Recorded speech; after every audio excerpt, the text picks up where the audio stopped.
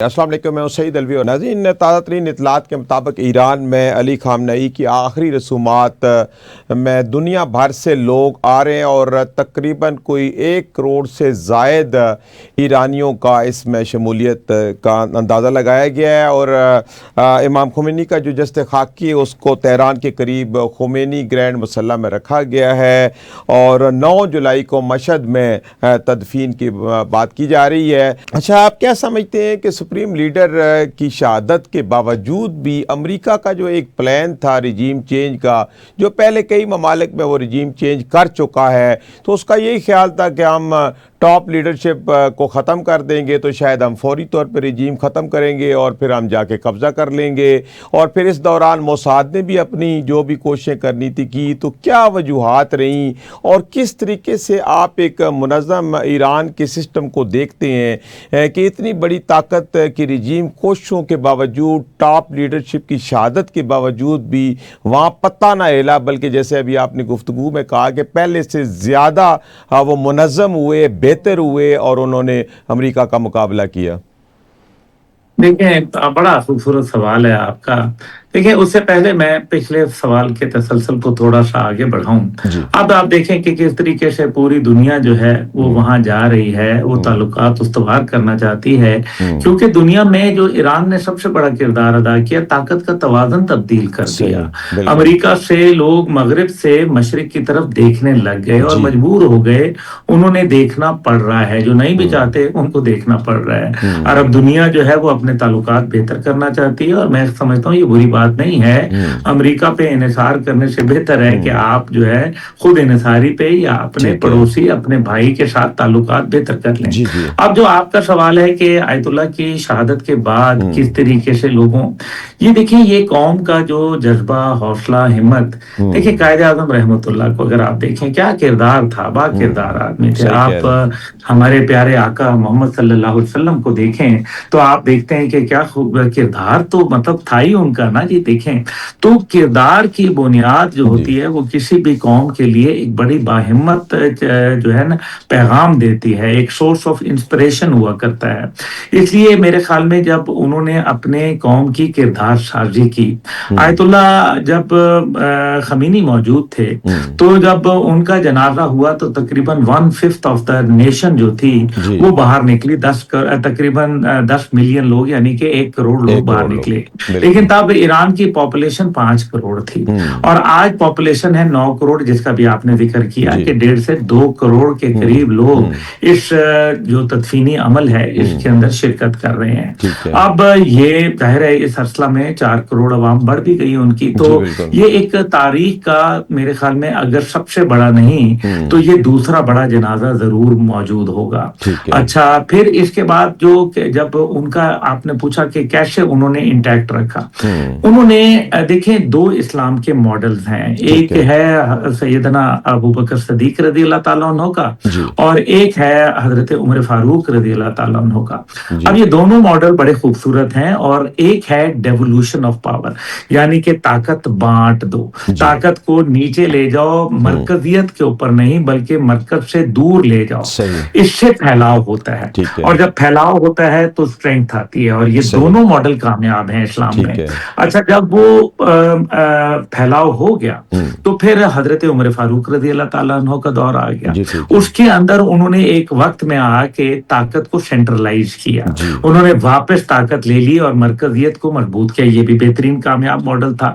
لیکن یہ دونوں ایک دوسرے کے اوپر جو ہے وہ آپ سمجھ لیں لازم و ملزوم ہے، اور اس کے بغیر ایک مضبوط ماڈل نہیں بنتا۔ تو جو ایران کا موزیک ڈیفنس سسٹم تھا، یعنی کہ جیسے وہ موزیک ہوتا ہے نا، آپ کو پتا ہے، تو اس میں انہوں نے وہ سمجھے کہ آرمی چیف تو ایک ہی تھا، لیکن اصل میں تمام صوبوں میں اپنا اپنا آرمی چیف موجود تھا، اور وہ انڈیپینڈنٹ فیصلے لے رہا تھا، اور اس یعنی کہ یہ جو الوی صاحب بات ہے نا یہ بڑی اہم ہے، یعنی کہ آپ نے اپنی لیڈرشپ پہ بھروسہ کیا۔ مجھے قائد اعظم رحمۃ اللہ کا ایک کوٹ یاد آ گیا، آپ بھی ماشاءاللہ ان کے مداح ہیں، تو یہ دیکھیے کہتے تھے کہ trust your nation and trust them boldly, اپنی عوام کے اوپر بھروسہ کرو اور بڑے جو ہے جس کو کہتے ہیں نا باعتماد انداز میں بھروسہ کرو. صحیح. تو جب انہوں نے اپنی عوام پر اعتماد کیا، اپنی ہوں. لیڈرشپ کے اوپر، جو ینگ لوگ تھے، جی. کرنل تھے، بریگیڈیئر تھے، ان کے اوپر جب بھروسہ کیا ہوں. تو وہ الحمدللہ آپ نے دیکھا کہ کس طریقے سے ان کو سکسیس کی طرف لے کے گیا. صحیح. تو اب ایران کا ایک نیا سفر شروع ہونے والا ہے، جی لیکن بالکل. اس سفر کے اندر بہت سارے یہ وادی پرخاش سے گزرے گا، صحیح کہہ رہے ہیں. اور اس کے اندر اتنا آسانی نہیں ہے، جی بالکل صحیح کہہ رہے کیونکہ ہیں. ڈونلڈ ٹرمپ دسمبر میں جا کے اپنا جب نومبر کا الیکشن ہو جائے گا تو ہوں. پینترا بدلنے میں ان کو زیادہ وقت نہیں لگے جی گا. اللہ ٹھیک نہ کہہ کرے رہے ایسا ہیں. ہو، بالکل. لیکن میرے خیال میں قیاس آرائی تو کی جا سکتی ہے. صحیح صحیح. جی ٹھیک ہے. اچھا عبداللہ حمید گل صاحب، ایک بڑا اہم سوال ہے کہ اس وقت 1 کروڑ سے زائد ایرانی بھی جو ہیں وہ اپنے محبوب قائد، اپنے رہنما کی آخری رسومات میں شرکت کر رہے ہیں، اور پوری دنیا سے بھی لوگ آ رہے ہیں. یہ ایک بدلتا ابھرتا ہوا ایران ہے، تو یہ کیا میسج جائے گا دنیا کے لیے اور پھر اسرائیل کے لیے؟ دیکھیں، اسرائیل کے لیے تو پہلے ہی موت کے وہاں جو ہے نا، جیسے کہتے ہیں نا، موت کی خاموشی ہو کا عالم چھایا ہوا ہے. اس میں کوئی دوسری رائے نہیں ہے. یعنی کہ وہ کہتے ہیں نا کہ نہ جائے ماندم نہ پائے رفتم. دل تو چاہتا ہے بہت کچھ کرنے کو، لیکن ہو نہیں سکتا. تو وہ وہی والی بات ہے کہ شیر جو بوڑھا ہو جاتا ہے نا، میں ویسے اس کے لیے تو شیر نہیں کہوں گا، جب آپ سمجھیں کہ کتا بوڑھا ہو جاتا ہے تو پھر اس کے بعد اس کے دانت وانت گر جاتے ہیں، پھر وہ دل تو چاہتا ہے کہ میں بوٹی کھا لوں، لیکن بوٹی کھائی نہیں جاتی. تو ان کا عالم جو ہے وہ ایک تو یہ ہے. دوسرا، اب جو خطے کے اندر بدلتی صورتحال ہے، دیکھیں ایران سے ڈرا کے رکھا گیا. ایران کو ایک ہوا بنا کے امریکہ نے، اسرائیل نے، مغرب نے رکھا، اور یہ یورپ وغیرہ کسی کے دوست نہیں ہوا کرتے حضور. یہ مطلب کہ یار ہیں. ان کو صرف وہاں سے سستا تیل اور گیس نظر آ رہی ہے جو ان کو روس سے نہیں مل سکتی، امریکہ سے نہیں مل سکتی، اس لیے مجبور ہیں وہ. تو اب ان کے لیے مجبوری ہے، اور وہ یورپ ان کے ساتھ اپنی پیار کی پینگیں بڑھائے گا، خاص طور پہ ایک ایسے پیرائے میں جب امریکہ سے اس کی دوریاں، گرین لینڈ کے مواقعات کے اوپر، یوکرین کے معاملات پہ دوریاں بڑھ چکی ہیں، کینیڈا کے معاملات پر. اس لیے ایک تو یہ بات میرے خیال میں بڑی اہم ہے. دوسری بات، اس میں لیٹن امریکہ کے ممالک ہیں، جس میں بولیویا ہے، کولمبیا ہے، جس میں برازیل ہے، جو باقی ممالک ہیں. میرا خیال ہے ایران کی طرف ان کا جھکاؤ جو ہے وہ نظر آئے گا. تیسری چیز جو ہے وہ آپ دیکھیں گے کہ خطے کے اندر جو عرب ملک تھے، جن کو یہ تکیہ تھا کہ وہ امریکی سیکیورٹی کے اوپر، گارنٹیز پر، تو وہ تو پتے ہوا دینے لگے. اب تو واضح نظر آ گیا.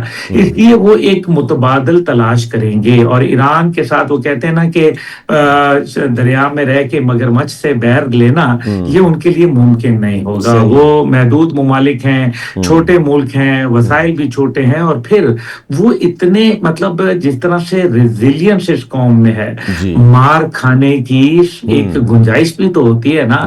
وہ باکسر جو صرف مکے مارتا ہو زبردست قسم کے، لیکن اگر اس کو 2 مکے لگ جائیں تو وہ گر جاتا ہے. تو مار کھانے میں بھی باکسر کو مضبوط ہونا پڑتا ہے کہ اس کو بھی 50 مکے لگیں تو وہ ہلے نہ اپنی جگہ سے، ناک آؤٹ نہ ہو جائے. تو یہ وہ تمام باتیں ہیں جس کو اگر مد نظر رکھیں تو نظر یہ آتا ہے کہ خطے میں ایران کا رول بہت مضبوط ہو رہا ہے، اور ایران جو ہے وہ ایک طاقتور ملک کی طرح جو ہے وہ بڑھ رہا ہے. اور یہی وجہ ہے کہ اب اس مسلمہ حقیقت کو تسلیم کرنے میں ہی مغرب کا بھلا ہوگا اور دیگر ممالک کا. اب امریکہ اس کے اندر کیا کرے گا؟ دیکھیں، امریکہ اس ٹائم پہ بہت کچھ کر سکتا ہے. پہلی بات ہے کہ دھوکہ دینے کا ماسٹر ہیں، آپ کو تو یہ علم ہے، وہ دھوکہ دے سکتے ہیں. دوسری بات یہ ہے کہ وہ دوبارہ کوئی ایسا سلسلہ کر لیں. امریکہ ہی تھا جس نے پابندیاں ہٹائیں، امریکہ ہی تھا جس نے پابندیاں لگائیں، امریکہ ہی تھا جس نے نیوکلیئر پلانٹ دیا، امریکہ ہی ہے جو نیوکلیئر پلانٹ پہ اعتراض کرتا ہے، تو وغیرہ وغیرہ. تو اس امریکہ کے اوپر، لیکن ایران اس سب کے بعد ایک مضبوط طاقت، ایک وکٹوریس قوم کے طور پر ابھرا ہے. اور یہی وجہ ہے کہ آج وہ لوگ افسوس تو کر رہے ہیں اپنی اس کے اوپر، لیکن ساتھ ہی ساتھ وہ خوش ہیں کہ ایک مضبوط، ایک توانا ملک، ایک آزاد ملک، ایک ताकतवर मुल्क जिसने ताकत को ग्राउंड के ऊपर साबित किया, सही। आज वो उस मुल्क से ताल्लुक रखते हैं। तो याद रखिए, जीतने वालों के कुछ और ही मजाज होते हैं। सही जैसे बात, आपका सही हमारा बात। 2025 में बातें हमारी खिलती जो थी ना, वो बंद ही नहीं होती थी। सही कह रहे हमारी हैं। बातें खिली खिली रहती थी कि भाई दुरुस्त क्या कह रहे बात हैं। है पाकिस्तान की। सही बात। तो पाकिस्तान के जितने भी गैर मुमालिक में लोग रह रहे थे, कैसे वो सीने फुला फुला के बैठे थे। अभी ये जो ईरान के जो मैच हुआ फुटबॉल का, जी। आपने देखा, हालांकि उनके साथ बड़ी ज्यादती की गई, जी। और उनका गोल भी जो है वो पी गए। जी। अच्छा, लेकिन उसके बावजूद ईरान का वहां आपने देखा था जो इस्तकबाल लोगों ने किया, जो बिल्कुल। ईरान को लोगों ने सपोर्ट किया। सही कह हद रहे ये हैं है कि आप देखें कि ये सोच है कैसे तब्दील हो रही है हम्म। कि फलस्तीन का झंडा लहराया जाता है जीत की, किसकी मुल्क की, पुर्तगाल की जीत की खुशी में जी वहां बिल्कुल। पुर्तगाली लोग फलस्तीन का झंडा लहरा जी रहे हैं। बिल्कुल, ये है वो सिग्निफिकेंस है बहुत तब्दीली ज़्यादा, आप सही जो कह रहे हैं। आपको नजर आ रही है। सही कह रहे हैं आप, बिल्कुल।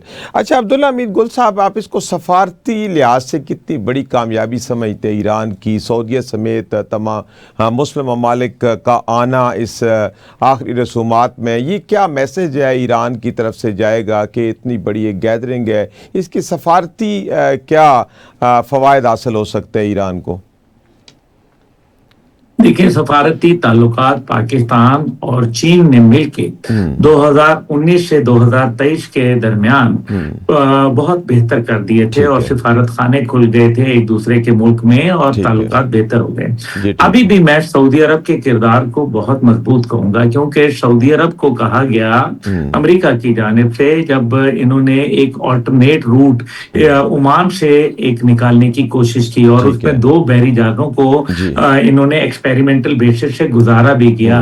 वो चंद 100 मीटर जो थी वो चौड़ी आबना थी जहां से वो गुजारने की कोशिश कर रहे थे, लेकिन फिर ईरान ने मजबूती दिखाई। उस टाइम पे इन्होंने कहा, तैयारी भी हो गई, 15,000 सोल्जर डिप्यूट हो गए, 100 के करीब लड़ाका तैयारे जो थे, उसके अंदर गनशिप हेलीकॉप्टर, अटैक हेलीकॉप्टर और वगैरह वगैरह उनके लिए जो है मुख्तस कर दिए गए। अमेरिकन जो डिफेंस फोर्सेस थी वो तैयार हो गई, लेकिन वो चाहती थी कि सऊदी अरब के अंदर जो उनकी एयर स्पेस है वो इस्तेमाल की जाए, और उनकी जमीन को इस्तेमाल करते हुए ईरान पर हमलावर हों।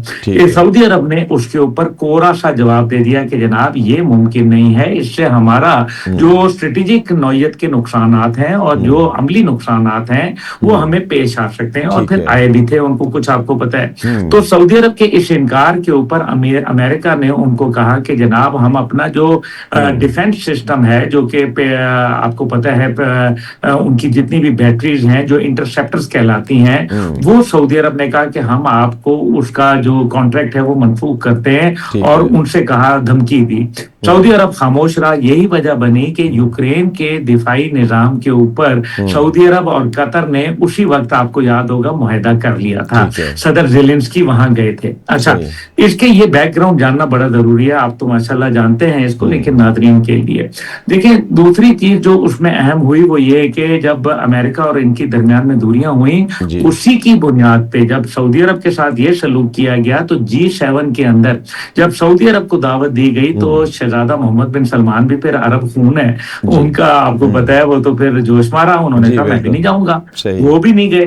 तो ये एक नया ताल्लुक पैदा हो रहा है, और मेरे ख्याल में ये जो सऊदी अरब का और ईरान का और कतर का जो एक ताल्लुक है, क्योंकि 2 अरब ममालिक अहम मैं समझता हूँ, वैसे तो यूएई भी है, लेकिन क्योंकि कतर और सऊदी अरब अगर कंबाइन हो जाएं तो फिर मेरे ख्याल में यूएई बहुत वीक पड़ जाता है, और सऊदी अरब अगर अकेला भी कहीं खड़ा हो तब भी जो है वो अरब दुनिया का कोई मुल्क सऊदी अरब के सामने नहीं खड़ा हो सकता।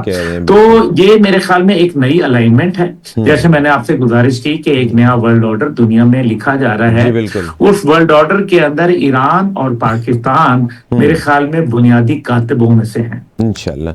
अच्छा अब्दुल्ला हमीद गुल साहब, आप क्या समझते हैं कि नए उभरते बदलते ईरान का किरदार कैसा होना चाहिए, ख़ास तौर पे मशरिक़ वस्ता के अंदर जो इस्लामी ममालिक से वो नाराज़गी है, मामलात हैं, क्या ईरान के लिए ज़रूरी होगा कि अपने इस बदलती सूरत हाल और एक नई जेत के साथ उभरने के बाद कि वो अपने जो सफारती ताल्लुकात है वो इस कदर मशरिक़ वस्ता में नॉर्मल कर ले, ताकि जो अमरीका का اثر رسوخ ہے وہ کم سے کم ہوتا چلا جائے. تو آپ کو کچھ ایسا نظر آتا ہے مستقبل قریب میں کہ ایران کے ساتھ باقی ممالک کے تعلقات جو ہے وہ نارمل ہو جائیں گے اور یہ سفارتی معاملات آپس میں چلتے رہیں گے اور اس طرح چلتے چلتے جو ایک امریکی اثر رسوخ ہے اس میں کمی واقع ہوگی؟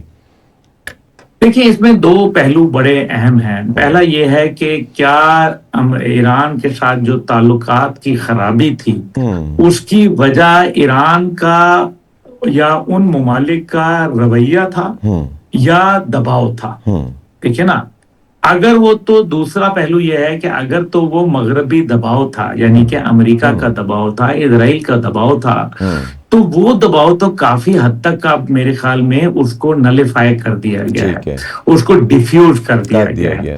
اور اگر یہ واقعی رنجش عربی اور عجمی کا معاملہ تھا, مسلک کا معاملہ تھا, تو ظاہر ہے پھر الوی صاحب ایک دن میں تو یہ معاملات ہوتے نہیں ہیں, ایک دن میں خراب بھی نہیں ہوتے, نہ ایک دن میں یہ بنتے ہیں, اس میں ٹائم لگ سکتا ہے. لیکن جب ایک طاقت ہوتی ہے مسلمہ, دیکھیں یہ ایک ریالٹی ہے, جب اسرائیل نے اپنے کل پرزے پھیلانے شروع کیے امریکہ کی بالکل فل بیکنگ کے اوپر, تو مجبور ہو کے وہ کہتے ہیں نا مرتا کیا نہ کرتا, عرب دنیا کے کئی ممالک نے ان کے ساتھ سفارتی تعلقات بحال کر لیے, حالانکہ ان سے ان کو کوئی فائدہ نہیں تھا, لیکن دباؤ کی کیفیت تھی. اسی طریقے سے ایران کے اوپر بھی. لیکن اب وہ ایک ریالٹی ہے, یعنی کہ تیل بھی ہے, گیس بھی ہے, دیگر معدنیات بھی ہیں, اور پھر ہرمز بھی ہے. تو یہ تمام چیزیں, اور پھر لالچ بھی ہے. لالچ یہ ہے کہ جی ہم کاروبار کریں گے. میں آپ کی ناظرین کے لیے گزارش کرتا چلوں کہ جب 2015 میں joint comprehensive plan of action کا جو معاہدہ ہوا, اس کے اندر اوباما دور میں ان کو جو پہلا پیسہ ریلیز ہوا ایران کو کہا گیا, تو آپ یو ول بی سرپرائز کہ وہ 100 ایئر بس جہاز کا انہوں نے آرڈر دیا. 100, جو تاریخ میں اتنا بڑا آرڈر کسی نے کبھی کسی کمپنی کو نہیں دیا. تو یعنی کہ کیپیسٹی ہے. دیکھیں اگر یہ ایران سے آپریٹ کرنا شروع ہو جاتا ہے, جہاں کاروبار بھی ہے, تیل بھی ہے, اور اب $300 بلین بھی ان کو ملیں گے جو کہ انہوں نے کنسٹرکشن اور ریہیبلیٹیشن کے لیے استعمال کرنے ہیں, تو دنیا کی کمپنیاں تو ٹھیکے لینے کے لیے وہ پر تول کے نہیں بلکہ پر پھیلا کے بیٹھی ہوئی ہیں. تو یہ تو پھر اس کا مطلب ہے کہ لوگ دبئی کو بھول کے ایران کا سفر کرنا شروع ہو جائیں گے. It is just a matter of time. Iran کو اپنے آپ کو ڈیولپ ہی کرنا ہے نا تھوڑا سا. اور میرا خیال ہے کہ جس قوم کے اندر ایک ول ہو, جس کے اندر ایک خواہش ہو, اور پھر وہ بہادر قوم ہے, اور پھر وہ قربانی دینا اور قربانی لینا دونوں جانتی ہو, تو I think that nation has a bright future. صحیح ہے.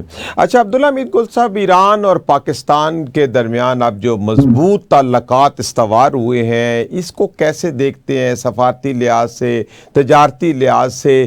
کیا یہ آگے بڑھیں گے اور کیا پاکستان اس سے کوئی تجارتی فائدہ بھی حاصل کر پائے گا؟ آپ کیا دیکھ رہے ہیں؟ دیکھیں اگر آپ سچی بات پوچھیں تو اگر تو آڈینس کو خوش کرنا ہے تو اور بات ہے, پھر میں وہ والا بیان دے دیتا ہوں. لیکن اگر آپ تو باخبر ہیں, آپ ہمیں اصل خبر بتائیں. دیکھیں اصل بات یہ ہے کہ ایران کے ساتھ وہ چاہتے ہیں, اور آپ نے ان کا عملی نمونہ دیکھ لیا, صدر مسعود پزشکیان کا ابھی 7 محرم کو, آپ ماشاءاللہ اہل تشیع کے جو ایک خیالات ہیں اور ان کو بھی جانتے ہیں, ان کے جو احساسات محرم میں ہوتے ہیں, اور پھر 7 محرم جو ہے وہ حضرت علی اصغر کی شہادت کا دن ہے. تو اب آپ مجھے بتائیں کہ 7 محرم کو وہ پاکستان آئے ہیں, تو آپ پھر سمجھ رہے ہیں کہ کتنا اہم ہے پاکستان ان کے لیے.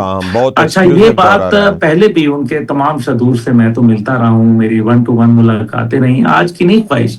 پاکستان کے ساتھ وہ بہت کرتے ہیں, لیکن وہ کیا کہتے ہیں, وہ کہتے ہیں کہ جی ہم ڈالر میں نہیں ٹریڈ کریں گے, ہم کریں گے تو آپ کی کرنسی میں کریں گے, ایرانی کرنسی میں کریں گے, یا مال کے بدلے میں مال لیں گے. آپ ہمیں بارٹر ٹریڈ دے دیں, ہمیں فروٹ دے دیں, ہم آپ کو جو ہے وہ تیل دے دیں گے, آپ ہمیں چاول دے دیں, ہم آپ کو جو ہے گیس دے دیں گے, وغیرہ وغیرہ. اب یہ چیزیں تو وہ چاہتے ہیں، اور وہ یہ بھی چاہتے ہیں کہ پاکستان ان کے ساتھ کھلا کے ٹریڈ کرے، جس کی تقریباً ایک تخمینہ جو میں نے لگایا ہے وہ 35 سے 36 بلین ڈالر پہلے سال ہوگا۔ یعنی کہ اب یہ فسکل ایئر 2026 سے 27 کا شروع ہوا تو آپ اندازہ کریں کہ اس سال میں 36 بلین ڈالر ہم ان کے ساتھ تجارت کر سکتے ہیں۔ لیکن اب یہاں ایک دو مسئلے آ گئے۔ پہلی بات یہ ہے کہ جب ایران کے اوپر پابندی ہٹی تھی دوران جنگ تو پاکستان نے تیل ان سے کیوں نہیں خریدا؟ اب یہ کہا جاتا ہے کہ جبکہ انڈیا نے تو خرید لیا۔ اب کہا یہ جاتا ہے کہ نہیں جناب، وہ تو اصل میں مسئلہ یہ ہے کہ جی وہ تو ان کا آئل بھاری ہے بڑا، اور وہ ہمارے یار پورے بلوچستان میں استعمال ہو رہا ہے، تو کراچی میں استعمال ہو رہا ہے، حیدرآباد میں ہو رہا ہے۔ اچھا، ایک اصل بات بھی بتا دیں عبداللہ حمید گل صاحب، ایک آخری سوال ہے کہ کیا ابھی بھی جیسے ایک پرسپشن پایا جاتا ہے کہ ایران کے ساتھ پاکستان کو ٹریڈ کرنے کے لیے، گیس پائپ لائن ڈالنے کے لیے، کیا ابھی بھی امریکہ کی طرف سے کوئی آشیرواد کی ضرورت ہے کہ اب پاکستان اور ایران کھلے طور پر ایک دوسرے کے ساتھ معاہدے کر سکیں گے؟ آشیرواد کی ضرورت ہے۔ اچھا، This is very sad. This is very sad. We must, stand firm, tall. ہمیں کھڑا ہونا پڑے گا، ہمیں بتانا پڑے گا۔ امریکن کسی کے دوست نہیں ہوا کرتے حضور والا۔ ابھی انہوں آواز بریک ہو رہی ہے آپ کی۔ جی آپ کو آواز آ رہی ہے؟ جی آواز آ رہی ہے؟ جی آ رہی ہے، جی بولیے۔ میں نے کہا جی ابھی آپ کو یاد ہوگا کہ بی ایل اے اور مجید بریگیڈ کے اوپر امریکہ نے، آسٹریلیا نے، برطانیہ نے خود پابندی لگائی تھی کہ اور دہشت گرد قرار دیا تھا۔ جب پاکستان آرٹیکل 1267 کو استعمال کرتے ہوئے یونائٹڈ نیشن گیا اور کہا کہ جناب ان پہ سفری پابندیاں، ان کے اوپر معاشی پابندیاں، ان کے اوپر سوشل میڈیا کی پابندیاں عائد کی جائیں جیسے ایک دہشت گرد تنظیم کے لیے کی جاتی ہیں، تو امریکہ نے کہا اور ثبوت دو۔ تو بابا تم کو جب ثبوت دیے، تم نے جب ان کو دہشت گرد قرار دیا تو کیا ثبوتوں کے بغیر دیا تھا؟ حضور اصل بات یہ ہے کہ امریکہ کو تب تک پاکستان کی میڈیشن کی ضرورت تھی، انہوں نے آپ کے پیر پکڑے ہوئے تھے۔ اب ان کو نظر آ گیا کہ معاملہ تو ہو ہی گیا، تو انہوں نے اچانک آنکھیں دکھانے، یہ کسی کے یار نہیں ہے، اپنے سگوں کے نہیں ہوتے تو غیروں کے کیا ہوتے ہیں؟ تو اصل مسئلہ یہ، آپ مجھے بتائیں ایپسٹین فائل جو اپنے ملک کی 13 سال 11 سال 14 سال کی بچیوں کے ساتھ زیادتی کے مرتکب ہوئے ہوں، وہ بھلا کسی کے سگے ہوں گے؟ تو جناب بات یہ ہے کہ آپ کو افسوس یہ ہے کہ آپ کو اب کھڑے ہو کے یہ کہنا چاہیے کہ ہمارے لیے بھی you have to do more. اب تمہارا کام ہے ڈو مور کا، ہمارا کام نہیں ہے۔ اب ہم اپنے نیشنل انٹرسٹ میں سوچیں گے۔ آپ یہ دیکھیں کہ پیٹرول اور ڈیزل کے اوپر یہاں سے، مطلب یہ سرکاری ڈاکہ ہی کہوں گا میں اس کو، کہ آپ جو ہے وہ ایک طرف لیوی بڑھا کے 1.5 روپے آپ نے احسان کیا پیٹرول کی قیمت، جبکہ آپ نے کہا تھا کہ انٹرنیشنل جیسے ہی یہ جنگ بند ہوگی تو جو فروری 2026 کی قیمتیں ہیں وہ آ جائیں گی، تو وہ نہیں ہوئی۔ یہ کیونکہ یہ سمجھ رہے ہیں کہ یہ قوم میں سخت ہے جی، وہ 300 روپے کا بھی ڈلوا لیں گے۔ نہیں ہے، حقیقت یہ نہیں ہے اس قوم میں سخت۔ اس بیچارے مجبور مرتا کیا نہ کرتا، وہ کیا کرے؟ وہ اپنے کاروبار پہ بھی نہیں جائے گا، بچوں کا پیٹ پیسے پالے گا۔ اگر وہ ویگن میں جائے گا تو اس کا ٹائم بھی زیادہ لگے گا، بیچارہ موٹر سائیکل میں مر کے وہ لیٹر پیٹرول ڈلواتا ہے۔ جی صحیح کہہ رہے ہیں، کریں ظلم، یہ ظلم ہے قوم کے ساتھ۔ صحیح ہے۔ تو آپ کیا سمجھتے ہیں پھر ہمارے حکمرانوں کو اس وقت کھڑا ہونا چاہیے، اپنے حق کی بات کرنا چاہیے، اور پھر خاص طور پر جو عوام مہنگائی کی چکی میں پس رہے ہیں اور حکومت ٹس سے مس نہیں ہو رہی، کیا اس وقت ہائی ٹائم ہے کہ تھوڑا بہت عالمی سفارتکاری سے نکل کے ہم اپنے عوام کے بارے میں بھی سوچیں؟ ہاں اللہ کرے ایسا ہو، لیکن وہ کہتے ہیں نا غضب کیا تیرے وعدے پہ اعتبار کیا۔ یہ عوام کا جو کاروبار ہے یہ کس ملک میں ہے، آپ مجھے بتا سکتے ہیں؟ جی بالکل، آپ صحیح کہہ رہے ہیں، یہ معاملات تو ایسے ہی ہیں۔ نہیں، یہ عوام کا جو غریب عوام ہے یہ کس ملک میں کاروبار کر رہی ہے؟ یہ پاکستان میں کر رہی ہے، اور کہاں کر رہی ہے؟ پاکستان میں۔ یہ بالکل آپ نے درست جواب دیا۔ یہ جو حکمران ہیں ان کے کاروبار کس ملک میں ہیں؟ یہ تو پوری دنیا میں پھیلے ہوئے ہیں۔ تو پھر وہ ڈالر کا احترام کریں گے یا پاکستانی قوم کا؟ حضور بات ختم ہو گئی۔ جی بالکل، آپ صحیح کہہ رہے ہیں، بالکل صحیح اشارہ کیا آپ نے۔ بہت شکریہ عبدالحمید گل صاحب، آپ نے وقت نکالا اور پروگرام میں شامل ہوئے۔